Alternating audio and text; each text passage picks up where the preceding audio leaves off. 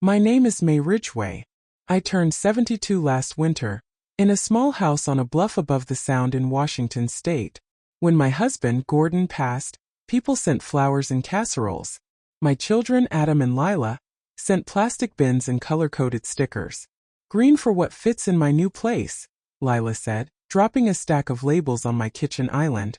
Orange for donations. Red for anything sentimental. She said the last word like it was gum she needed to scrape off her shoe. Adam didn't say much. He walked room to room, tapping the walnut credenza, the maple dining table, the bentwood chairs Gordon and I saved up for in our 30s. He opened the china cabinet and whistled. You could get something modern, Mom. Lighter. Easier on your back. I watched the two of them glide through my house like realtors at an open house. They had not asked me what I wanted to keep. They had not asked me if I planned to move. They had only decided my things were old and that old things should travel to a bin. Before you label anything, I said, leave Gordon's office closed. I kept the key in a drawer. The office had his drafting table, his notebooks, a photograph of us taken on a foggy morning near Vashon. It smelled like cedar and coffee grounds.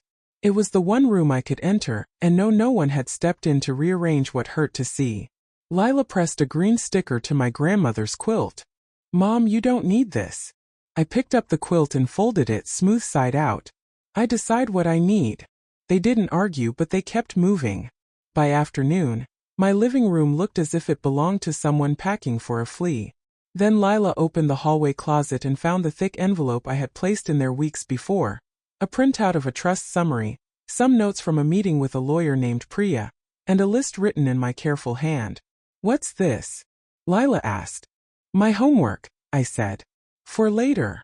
I made tea. The kettle rattled. I kept my face steady. I remember a time when the three of us would sit and share a plate of toast and talk about the day like it was something we could shape if we tried. Now they spoke to me the way busy people speak to a customer service line. Short, efficient, already sure the answer will not be helpful. Mom, Adam said, have you thought about putting the house on the market? Prices are peaking. If we time this right, you can move to a condo near me. Elevator. Concierge. No stairs. I looked at him. Do you think I can't climb my own stairs? That's not what It is what you meant, I said. You're picturing me small and fragile so you can feel like a hero. I don't need a hero. He bristled. Lila checked her phone. We just want what's best. Do you? I asked. For whom? There was a long pause. I set out the cups and the honey, because some things keep a house human even when the people in it forget how. Then the front door opened and my grandson, Tyler, came in without knocking. He was 22 and impatient the way new people are. Hey team, he said, and I felt the word like a draft. He took a red sticker and put it on Gordon's fishing hat. He didn't know that hat had been to the same lake every spring for 4 decades. He didn't know the hat had my stitches inside the brim after a gust took it and a branch tore it. Tyler smiled at me like he was doing me a favor. We're streamlining, Gran. I took the hat back, peeled off the sticker, and put it on my own shirt. Streamline this, I said. He laughed, thinking I was making a joke. I wasn't. That night after they left, I walked through the rooms and pulled off every sticker I could find. I stacked the bins by the door. I opened Gordon's office and sat at his table. I said his name out loud. I told him what had happened. I told him I was ashamed at how small I felt in my own house. On the desk lay the notebook where he had drafted the design for a hinge he used to talk about, the kind that made packaging easy for hands that tremble. He had drawn it over and over, tinkered with angles, added a note about recycled fiber. I had my own notebook, different and older. It held numbers and terms from a time when we were so broke that the choice was between paying the mortgage or fixing the car. Back then we started something in our garage. People call it our family company. They mean Gordon. They don't know the other signatures on the first check. The next morning I called Priya. I'm ready to finish, I said. She said, good. We'll do it slowly and we'll do it right. 2 years before the stickers, I sat on a vinyl chair outside an exam room at St. Clair's. Gordon lay behind a door labeled with his name in dry erase marker. It was a Tuesday. Adam texted. Crazy week. Can't get away. Lila wrote. I'll swing by tomorrow if traffic isn't horrible. Tyler posted a photo from a burger place. No one asked if I had eaten. A nurse came by and touched my shoulder. Do you need water? I'm fine, I said, although my mouth felt like paper. We were waiting on a scan result. They called it a scan like it was a grocery item passing over a barcode. I learned the names of things. I learned to sit still. When the doctor came out, he sat beside me. He explained the plan in short sentences, like steps on a recipe card. I wrote them down. Then I called the kids and told them what we would do. Lila cried. Adam said he would loop in his calendar. I put my notebook away and went back to Gordon. He said, "Are you here?" "I'm here," I said. "I will always be here." He laughed once, a threadbare sound. "You always were." Later that night, when the room was dark except for a blue light on a machine that hummed like a refrigerator, Gordon asked me to open the second drawer in his bag. I found an envelope with my name written in a careful print. "If I go first," he said, "you read that and you do every line, even the ones you dislike." He had drawn a small box at the bottom and written inside it, "Trust May. Sign here, future May." He always liked to make me smile when I wanted to cry. After he slept, I opened the letter. It was not romantic. It was practical. He listed the accounts. He listed the passwords, the contact for Priya Nandakumar from Soundview Estates, the renewal dates for the licensing contracts tied to the hinge design. He also wrote something that made me sit up straight. "Make sure your name is on the patent record exactly how you told me to file it that spring." That spring we had argued about whether my role should be visible. We had young kids then. We didn't want attention. I used my maiden name, not Ridgway. There were reasons. I folded the letter and put it in my pocket. Gordon made it home for a year of breakfasts and shorter walks and jokes that didn't always land. In that year, Adam decided my guest room should be a storage space for the company's overflow product samples. Lila told me to rent out the downstairs to a traveling nurse because you're not using it. I began to feel like a tenant in a place I had paid for in cash and worry. I called Priya and said, "I need a plan for when people I love treat me like a substitute teacher." She didn't laugh. "We can shape the estate to reinforce behavior you want," she said. "Respect matters," I said. "Showing up matters. Asking, not assuming." We built a framework. She called it a conditional trust, but that sounds cold. I called it a scoreboard for manners. We set out simple, measurable items. Call your mother once a week, credit. Show up at a medical appointment when asked, credit. Enter the house and put labels on things without asking, debit. Speak over me in meetings, debit. She raised an eyebrow at that one. I said I needed a seat at those meetings because no one remembers that I started the first line of the first loan. We attached numbers not because I care about money for its own sake, but because it is the only language some people still hear. Each debit would reduce a discretionary share by a set amount. Each credit would restore a smaller amount. The core of the estate would provide for my needs, and then fund a community program we planned for years but never launched. We called it the Hand Center, because we wanted a place where older neighbors could fix, build, and teach. We capped any one person's inheritance. We put in a clause that required apologies to be delivered in writing, and in person to unlock a locked portion. Priya said, "You realize this will make a certain kind of person furious." "I'm 72, I said. "A little fury won't take me down." When Gordon died, the plan moved from paper to people. I tried to explain it in plain terms. Adam said it sounded like a game. Lila said she didn't need my money.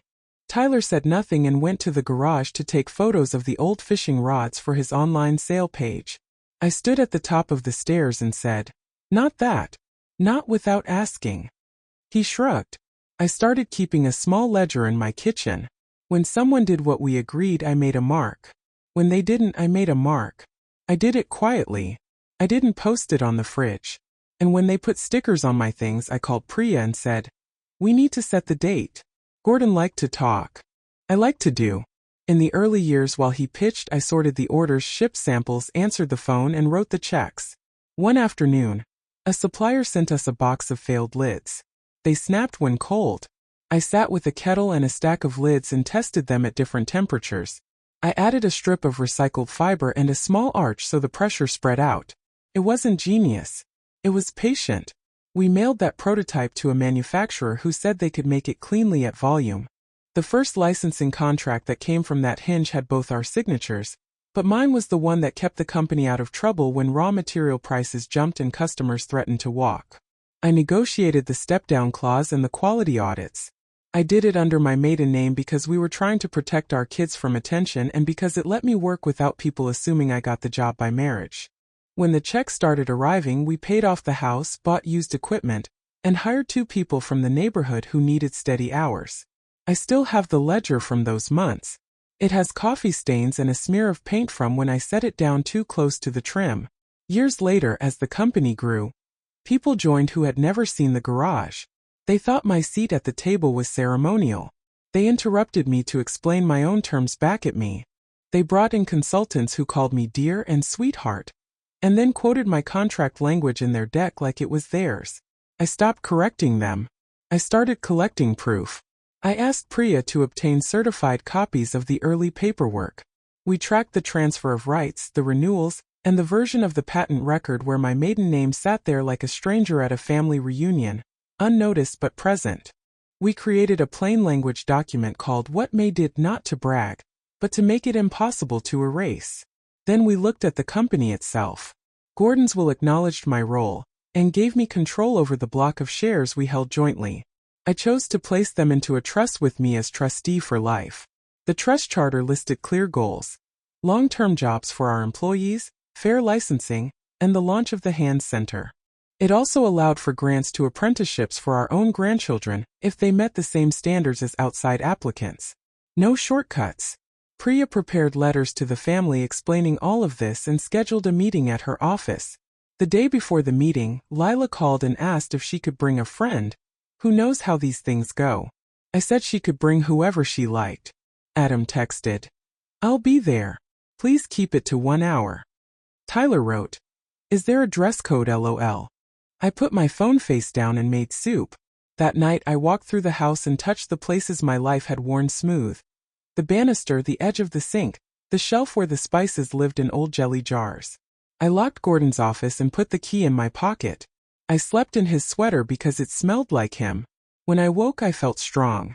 Grief can drown you or make the air clear. That morning it was clear. At Priya's office, the conference room had a view of the ferry cutting white water toward Bainbridge Island. Adam sat at one end of the table, sleeves rolled, jaw set. Lila set down a leather folio and a pen that clicked. Tyler took a chair and spun it an inch. Priya came in with a stack of folders and her paralegal, Evan, who had kind eyes and a way of nudging the meeting back to the track without anyone feeling pushed. Priya started with the basics. She spoke in short, understandable sentences. She did not use the kind of language that confuses on purpose. She explained my lifetime trusteeship, the charity component, and the conditional structure for discretionary distributions to the family. Adam leaned back. "So there's a hoop we have to jump through to get what Dad wanted us to have." Priya tilted her head. "Your father wanted his wife secure and his community strengthened. He also wanted his children to treat their mother with respect. The documents reflect that." Lila smiled without warmth. "How much are we talking about?" Priya looked at me. I nodded. She named a number that made Tyler sit up. The total estate value was not headline-grabbing, but it was significant. The company shares were the heart of it. We had other assets, savings, the house, the small cabin we had bought near Lake Kavanaugh decades ago. The conditional portion for the children was set at a fraction of the total, adjustable up or down by credits and debits over a 2-year window. 2 years. Adam said, "You're going to grade us for 2 years?" "I'm going to notice for 2 years," I said. "The way I always noticed. The difference is now you will see the notebook." "What kind of credits?" Tyler asked, his voice lighter than the room felt. "Calls, visits, listening, showing up when asked. No stickers on anything without my say. No sales of property that isn't yours. No using the company accounts for personal travel." I looked at Adam when I said the last line. He looked at the ceiling. Lila clicked her pen. "And debits." "Speaking over me," I said. "Telling me what I need without asking. Bringing strangers into my house to price my things. Skipping important days because you're busy and then asking for a favor the next morning." Tyler muttered yikes under his breath. Priya continued. There's also a path to restore any reductions. It involves hours of service at the hand center once it opens, with verification and reflection reports. You can earn back a portion by doing good work for people who aren't you. Adam laughed once, sharp. So we bag groceries for old people and you give us a treat? No, I said. You show me you remember the family you came from. You learn a skill.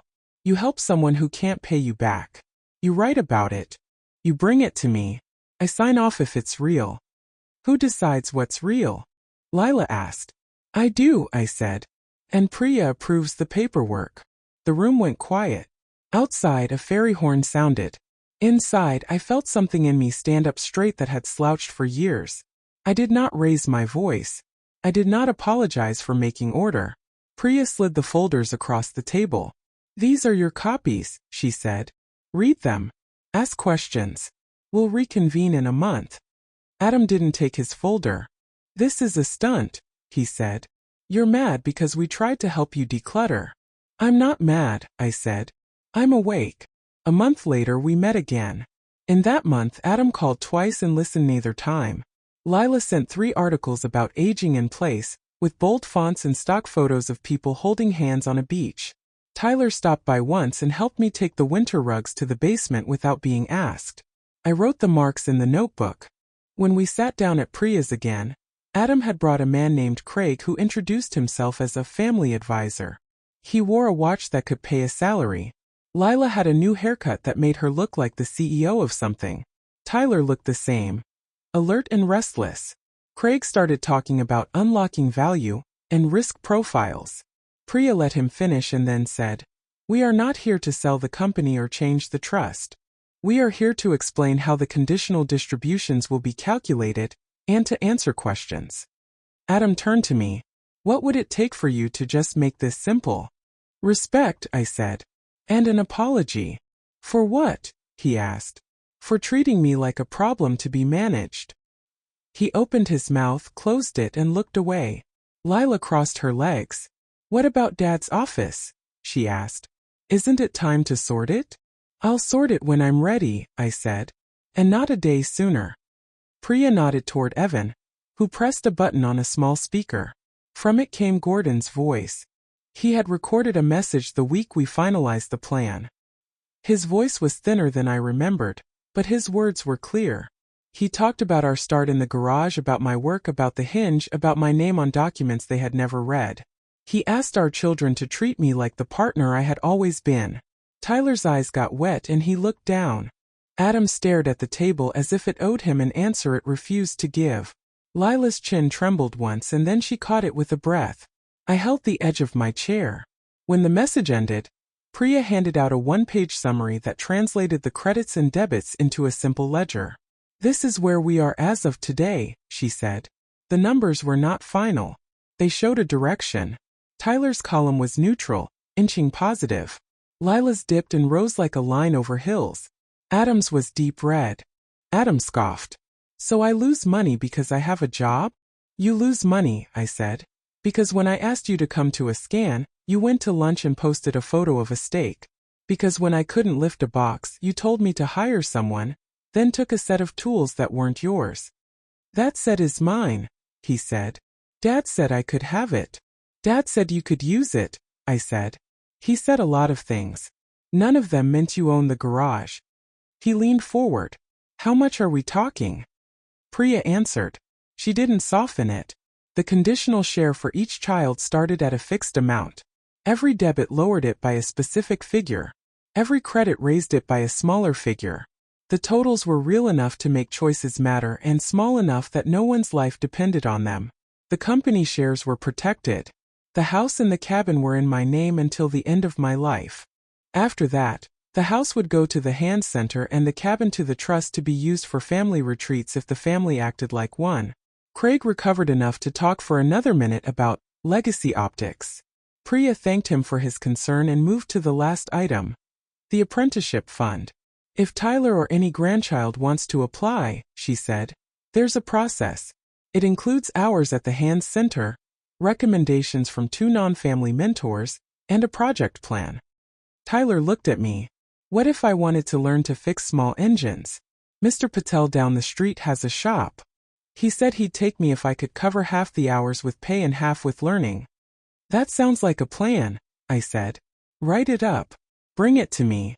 We'll look together. Adam snorted. So he gets money and we get manners? You all get the same thing, I said. A chance to act like we belong to each other. When the meeting ended, Adam left without shaking my hand. Lila hugged me from a distance, the kind of embrace that touches fabric but not muscle. Tyler stayed. He stood by the window and watched the ferry push white water. Gran, he said. I didn't know about your name on the patent. Most people didn't, I said. Now you do. He nodded. I'll help at the center. I can build tables. I can carry things. I can learn. Good, I said. Start Saturday. We have a lot to do. The hand center opened on a rainy Thursday with coffee and paper cups, and a ribbon cut by a pair of dull scissors that once lived in my kitchen drawer. We set up stations. Sewing, small engine repair, woodwork, and a corner for fixing wobbly chairs. Tyler showed up with a friend and spent 3 hours sanding tabletops until they shone. Lila came for 40 minutes, took photos, posted them, and left for a meeting. Adam did not come. Neighbors came with lamps, radios, jackets with torn seams. We fixed what we could and told the truth when we couldn't. A man named Herb brought in a toaster from the 1970s and left with a grin like a kid. A woman named June taught 3 teenagers to hem their own jeans. The place smelled like sawdust and coffee and rain on boots. At the end of the day, Tyler handed me a sheet where he had logged his hours and written a paragraph about what he learned. It was simple and honest. I slowed down, he wrote. If you rush the sander, you burn the wood. If you move steady, the line stays true. He didn't embellish. He didn't try to sound profound. He wrote what happened. Lila emailed a question about whether her attendance at the opening counted for 2 credits, because she had posted about it. I replied, it counts for 1 if you stayed the hour. She did not write back. Priya kept the formal ledger. I kept the human one. We met every month and compared our notes. The numbers moved. Not fast but enough. Tyler's climbed. Lila's drifted sideways. Adam's sank. Occasionally, he would call late and talk for 11 minutes without asking me a single question. I would hang up and put a small red mark near his name. It felt petty until I remembered the day in the corridor when the only hand on my shoulder belonged to a nurse with a badge that did not match my last name. One Saturday, Adam arrived at my house with a truck. He said he needed the cedar chest from the upstairs bedroom because we agreed I could have it. We had agreed to nothing. He called 2 men from the truck and told them to carry it down. I stepped in front of the stairwell and said, "Stop." The men looked at me, then at Adam, then put the chest back. "You're being unreasonable," Adam said. "You sit on things you never use." "This chest holds letters," I said. "They're not yours." He took a breath like he might say something he couldn't unsay. Then he shook his head and left. I wrote a mark. Priya later converted that mark into a number. It wasn't revenge. It was a record. The next week, Lila came by with flowers. She sat at the table and asked about my knees. She listened. She picked up a dish towel and dried without me asking. I wrote a mark in the other column. People can surprise you if you don't write their endings too early. At the center, Tyler took on more. He learned to repair a sewing machine. He learned to replace a plug. He made friends with Herb, who told him stories of a factory that used to make parts nearby. Tyler asked me to sign his apprenticeship application. I read it. It was solid. He had a plan. He had a mentor. He had a schedule. I signed. In the middle of all that, Priya called. "We set the final review date," she said. 2 weeks from Friday. The night before the review, Adam sent a long text. It pinged and pinged with the clips turned into bubbles. He accused me of favoritism. He accused Priya of manipulation.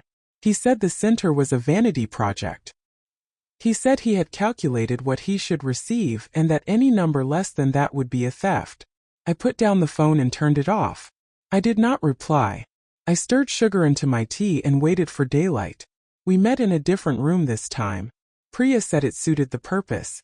A long table, sunlight, nothing on the walls. She set a small stack of papers in front of each chair. Adam sat rigid. Lila looked like someone studying to pass a test. Tyler had grease under one fingernail and tried to rub it away. Priya began. "This is the 2-year review," she said. "We will walk through the credits and debits, the restoration hours at the hand center, and the resulting discretionary distributions." She started with Tyler. The apprenticeship had gone well. He had the letters from Mr. Patel and from June at the sewing station. He had logged more hours than required. He had written short reflections that did not try to sell anything. His result unlocked a small grant for tools and a course at the community college. He looked at me first, not Priya, and said thank you. I wrote that down in my head. Lila's column showed movement. She had calls. She had a few good visits. She had a few loud missteps. Once she brought a home organizer into my kitchen without asking, and the woman tried to throw away the cast iron skillet that had fried 1,000 breakfasts. Lila apologized after, in person, looking me in the eye. In the ledger, credits and debits danced and ended near the middle. Her distribution was reduced, then partially restored through service hours at the center, where she had run a donation drive that stocked our shelves for a month. Then came Adam. The list was short and clear. Missed visits, broken agreements, attempts to take property, raised voices, 2 small credits posted late in the period. He had delivered a table he built to the center and had spent one afternoon learning to solder with Herb. They were good hours. They were not enough to erase 2 years of acting like a courtroom where he thought volume would become verdict. Priya read the final numbers. Adam's discretionary share had dropped to a fraction of the starting figure. Lila's landed in the middle band. Tyler's apprenticeship and small grant stood separate. The company shares remained in trust. The house remained mine. The cabin remained in the family trust with rules and a calendar. The center had a funding stream for 5 years and a charter that could not be bent by any one person's mood. Adam stood. "I knew you'd do this," he said. "You think you're teaching me a lesson. You're just pushing me away." "I've been here the whole time," I said. "You are the one who stood on the porch and shouted through the door." He shook his head. "How much is it?" Priya told him the figure. He laughed like he couldn't hear. "You kept it all." He looked at Tyler. "Enjoy your toolbox." I picked up a folder I had brought and slid it across the table. "Read this," I said. "It's the first partnership agreement. It shows who risked what and when. It shows what my name looks like on paper. People forgot. Paper remembers." He didn't pick it up. Lila did. She read the first paragraph and her eyes changed. She passed it to Adam. He skimmed, then slowed. When he reached the lines about who guaranteed the first loan with their ring and their old car title, his mouth moved but no sound came out. "You think this makes me wrong?" he said at last. "No," I said. "It makes me real." We sat a long minute. Outside, a gull cried. Inside, the light moved across the table as the ferry made another run. "When does this end?" Adam asked, like a man who has just realized a game is not a game. "It ends when you apologize and mean it," I said. "It ends when you stop bringing trucks to my house for things that aren't yours. It ends when you call and ask, 'What do you need?' instead of telling me what I should want. It ends when you put your hand on a chair at the center and fix it for someone you will never meet again." He laughed once, but softer. "You always have a list." "I always have a plan," I said. "It's how we got here." He looked at Tyler, at Lila, at the papers. He didn't say sorry. He didn't storm out. He sat. Priya closed her folder. "We're done for today," she said. "The trust administration continues. The center opens at 9 on Saturdays. The ledger remains open. People can change." On the way out, Lila put a hand on my arm. "I was wrong about the stickers," she said. "I thought I knew better." "Most of us think that," I said. "Then we learn." Tyler walked me to the elevator. "Can I take the old radio bench from the shed?" he asked. "It's wobbly. I want to fix it for the center." "Ask me again," I said. He smiled. "May I take the radio bench from your shed and fix it for the center?" "Yes," I said. "You may." That evening I unlocked Gordon's office. I set the 2 notebooks side by side. I did not feel triumphant. I felt accurate. I made tea. I carried a cup to the back steps and watched the water move. The phone buzzed. It was a message from Adam. 3 words. "Can we talk?" I wrote back, "Yes. Tomorrow." at the center. The next morning he came, hands in pockets, looking younger and older at once. He stood by the door a long time watching people fix what could be fixed. Then he rolled up his sleeves and asked Herb where to start. He lasted an hour. He came the next week and lasted 2. He said the word mom like it was something he wasn't sure he was allowed to use. Then said it again with more breath. Months later on a Sunday, he came by the house without a truck, without a plan, and asked if I wanted to drive to the lake. We did. We unlocked the cabin and opened the windows and let the light in. He apologized. He didn't make a speech. He used plain words. He asked what I needed. I told him, keep showing up. Ask before you take. Listen when I speak. He nodded. We sat on the porch and did not fill the silence with anything. I am still the trustee of my life. The center is busy. The ledger hangs on a hook by my back door where I keep my apron and the good scissors. Some days it's all green. Some days it's not. That's all right. Records aren't there to punish. They're there to keep truth from drifting. When I go, the papers will say what I meant. The house will hold other hands. The company will keep paying people who need to pay their rent. My children will have what they earn, not what they expect. And if anyone ever tries to put a sticker on my life again, they will find I stuck one on myself first, a simple label with my full name, the one I used when I signed the first check. May Eleanor, the person who showed up, wrote it down and did the work.